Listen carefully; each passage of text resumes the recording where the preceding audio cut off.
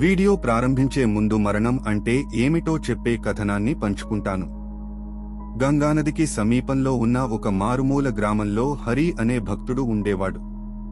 ప్రతి ఉదయం అతను నదీ తీరానికి నడిచి పవిత్ర జలంలో చేతులు ముంచి ఉదయించే సూర్యుడికి ప్రార్థనలు చేసేవాడు. హరి తన చుట్టూ ఉన్నవారిని ఓదార్చే ప్రశాంతమైన ఉనికిని కలిగి ఉన్నాడు మరియు ప్రజలు తరచుగా అతని వద్దకు సలహా కోసం వస్తారు, ఎందుకంటే అతను కదలని అంతర్గత శాంతిని కలిగి ఉన్నాడు. ఒక సాయంత్రం తన తండ్రి ఆరోగ్యం క్షీణించడం గురించి ఆందోళన చెందుతూ ఒక యువకుడు హరిని సంప్రదించాడు. నా తండ్రి అంతం దగ్గర పడుతుందని నేను భయపడుతున్నాను హరి, అతను ఒప్పుకున్నాడు. నేను అతనికి ఎలా సహాయం చేయాలి మరియు అతని భయాలను తగ్గించాలి? హరి చంద్రకాంతిలో నిలకడగా ప్రవహిస్తున్న గంగానది వైపు చూస్తూ ఒక కథను పంచుకున్నాడు. చాలా సంవత్సరాల క్రితం అతను ప్రారంభించాడు. ఒక వృద్ధ ఋషిని ఇదే ప్రశ్న అడిగారు. అతను సమాధానం చెప్పాడు, మరణం సముద్రంలో కలుస్తున్న నది లాంటిది. నది తన పేరు, దాని ఒడ్డు మరియు దాని రూపాన్ని కోల్పోతుందని భయపడవచ్చు. కాని అది విశాలమైన మహాసముద్రంలో కలిసిపోవడంతో అది మునుపెన్నడూ ఎరుగని స్వేచ్ఛను పొందుతుంది. అది చాలా గొప్ప దానితో ఒకటి అవుతుంది. హరి ఆ యువకుడి వైపు చూసి, మీ నాన్నగారి జీవితాన్ని నదీ ప్రయాణంగా భావించమని చెప్పండి. సమయం వచ్చినప్పుడు అతను ఊహించగలిగే దానికంటే చాలా గొప్పదానిలో చేరి శాశ్వతమైన దానిలో భాగమవుతాడు. మరియు నదీ జలాలు నిజంగా అదృశ్యమైనట్లే అతని ఆత్మ కూడా జీవించి ఉంటుంది. ఆ యువకుడు హరికి కృతజ్ఞతలు చెప్పాడు. తన హృదయం మునుపటి కంటే తేలికగా ఉంది. మరుసటి రోజు అతని తండ్రి మరణించాడు. కాని హరి వివరించిన విధంగా అతను శాశ్వత సముద్రంలో చేరాడని తెలిసి కుటుంబానికి శాంతి లభించింది. ఆ రోజు నుండి వారు నదిని సందర్శించినప్పుడల్లా వృద్ధ మహర్షి వాగ్దానం చేసినట్లుగా అంతులేని గంగా ప్రవాహంలో అతని ఉనికిని వారు అనుభవించారు. ఇప్పుడు మర్మమైన ప్రశ్నలు మరియు సమాధానాలలోకి ప్రవేశిద్దాం.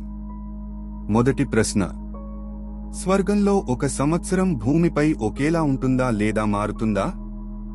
లేదు, స్వర్గంలో సమయం చాలా భిన్నంగా ప్రవహిస్తుంది. ఉదాహరణకు, భూమిపై 10 ఏళ్లు, స్వర్గంలో కేవలం 10 రోజులు మాత్రమే. మరో మాటలో చెప్పాలంటే, భూమితో పోలిస్తే స్వర్గంలో సమయం చాలా తక్కువగా అనిపిస్తుంది. రెండవ ప్రశ్న: మరణానికి ముందు ఆత్మకు ఏమి జరుగుతుంది? మరణానికి ముందు ఆత్మ శరీరం నుండి తన ప్రయాణానికి సిద్ధం కావడం ప్రారంభిస్తుంది. ఇది ఉపసంహరించుకుంటుంది లేదా అన్ని ఇంద్రియాల నుండి వెనక్కి లాగుతుంది. ప్రతిదీ మసకగా మరియు తక్కువ తీవ్రతతో అనిపిస్తుంది. దీపం నూనె అయిపోతున్నట్లు మీరు భావించవచ్చు. చివరికి అది ఆరిపోయే వరకు కాంతి నెమ్మదిగా మసకబారుతుంది. అదేవిధంగా భౌతిక ప్రపంచాన్ని విడిచిపెట్టడానికి సిద్ధమవుతున్న ఆత్మ విడిపోయినప్పుడు మన స్పర్శ, దృష్టి మరియు శబ్దం క్షీణించడం ప్రారంభిస్తాయి. మూడవ ప్రశ్న: ఒక ఆత్మ స్వర్గంలో ఎంతకాలం ఉంటుంది? స్వర్గంలో ఆత్మ యొక్క సమయం విస్తృతంగా మారవచ్చు. అది 50 సంవత్సరాలు లేదా 500 సంవత్సరాలు ఉండవచ్చు. ఇది భూమిపై వారి జీవితంలో ఒక వ్యక్తి సేకరించిన మంచి పనులపై ఆధారపడి ఉంటుంది.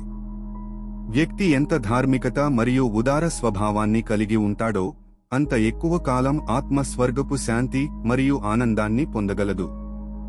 నాల్గవ ప్రశ్న: ఆత్మ శరీరంలోని ఏ భాగం నుండి బయటకు వస్తుంది?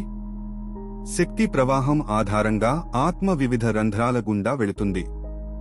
ప్రాణ, ఎగువ శక్తి మరియు అపాన, దిగువ శక్తి అని పిలువబడే ప్రాణశక్తుల సమతుల్యత ఉన్నంత వరకు ఒక వ్యక్తి సజీవంగా ఉంటాడు. కానీ ఒక శక్తి బలహీనపడినప్పుడు ఆత్మ నిష్క్రమిస్తుంది. అపాన బలహీనమైతే ఆత్మ తల, ముక్కు, చెవులు లేదా నోటి నుండి నిష్క్రమించవచ్చు.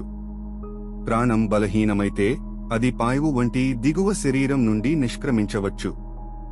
ఐదవ ప్రశ్న: జనన మరణ చక్రాన్ని అధిగమించడానికి ఆధ్యాత్మికత మనకు సహాయపడుతుందా? కాదు. ఎటర్నల్ సోల్, బ్రహ్మజ్ఞాన అని పిలుస్తారు యొక్క లోతైన జ్ఞానం మరియు అవగాహన మాత్రమే పునర్జన్మల యొక్క అంతులేని చక్రం నుండి మనలను విముక్తి చేస్తుంది. ఈ జ్ఞానం నిజమైన స్వేచ్ఛ, అమరత్వం మరియు శాశ్వత శాంతిని తెస్తుంది. ఆరవ ప్రశ్న: శరీరాన్ని విడిచిపెట్టిన వెంటనే ఆత్మ కొత్త జన్మ తీసుకోగలదా? ఇది చేయవచ్చు, కానీ ఇది చాలా అరుదు. సాధారణంగా ఆత్మ తన గత కర్మల ప్రభావాలను పునర్జన్మకు ముందు స్వర్గం లేదా నరకంలో అనుభవిస్తుంది. అయినప్పటికీ ఒక ఆత్మ త్వరగా పునర్జన్మ పొందాలనే తీవ్రమైన కోరికను కలిగి ఉంటే అది త్వరగా తిరిగి రావచ్చు మరియు దాని మునుపటి జీవితంలోని కొన్ని భాగాలను కూడా గుర్తుంచుకుంటుంది. 7వ ప్రశ్న: కొత్త శరీరాన్ని పొందడానికి ఆత్మ ఎంతకాలం వేచి ఉంటుంది? నిర్దిష్ట సమయం లేదు, ఇది మారవచ్చు. కొంతమంది ఆత్మలు, ముఖ్యంగా గొప్పవారు, వారి తదుపరి జీవితం ప్రత్యేకంగా సిద్ధమైనందున ఎక్కువ కాలం వేచి ఉండవచ్చు. 8 ప్రశ్న: నిష్క్రమించిన ఆత్మ దృశ్య రూపంలోకి మారగలదా? అవును, మానసిక శక్తులతో కూడిన కొన్ని అధునాతన ఆత్మలు తాత్కాలికంగా భౌతిక రూపాన్ని తీసుకోవచ్చు.